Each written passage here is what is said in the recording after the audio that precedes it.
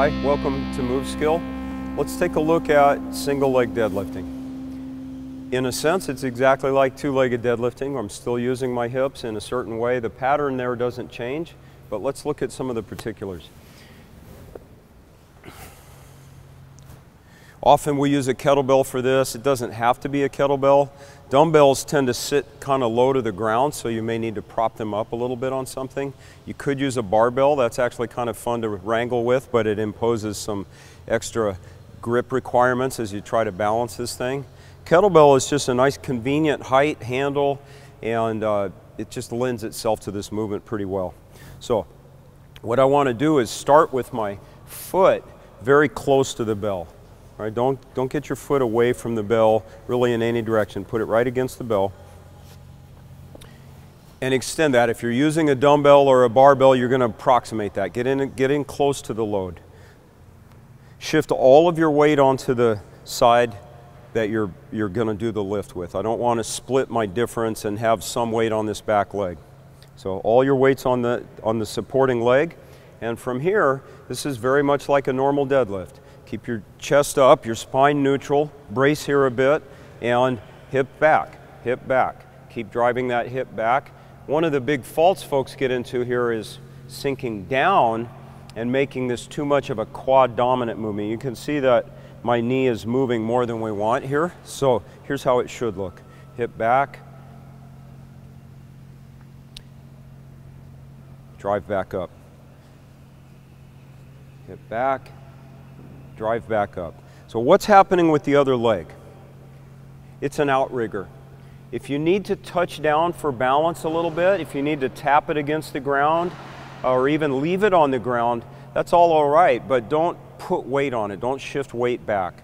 And especially you don't want to come we consider this too upright with your trunk, or you have again, shift it onto your quad some. So we're staying away from this. You can feel when this happens because you're on that back leg.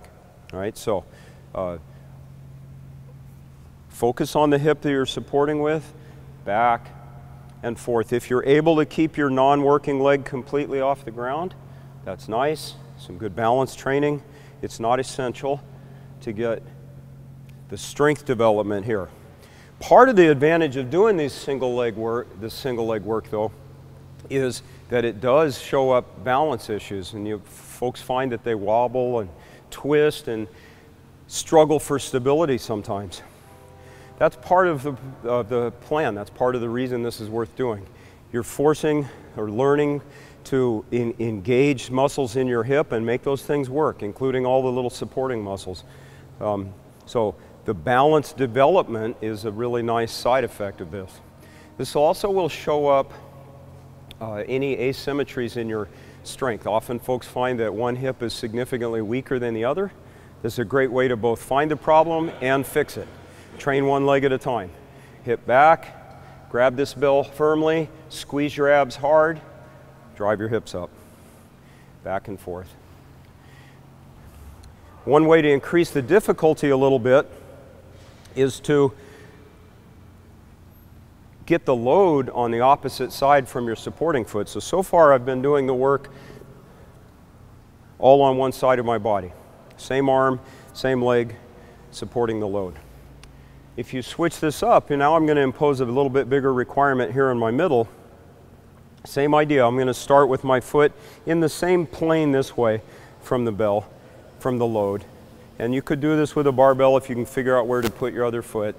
Drive your hip back, and now what I'm going to have to do is squeeze my abs and squeeze everything in my trunk, including this opposite shoulder, hard to maintain my balance. Clearly the work that my hip is doing is the same, but my trunk now has to do a little bit more to manage that off-center loading.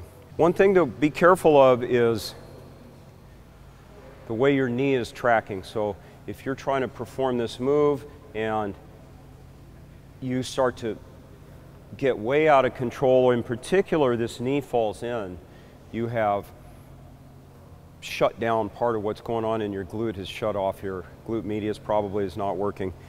The load's too heavy. The load's too heavy. Reduce the load and don't allow your knee to track in. It might be necessary for you to start without any weight, that's a good start, where you're moving your body weight, find your balance, figure out how to move this. I'm still focusing on driving my hip back. Reach down as though there was a weight right here, tighten everything up, drive forward. You can increase the difficulty or the overall loading by combining these approaches. Bring in another bell and lift 2 at a time.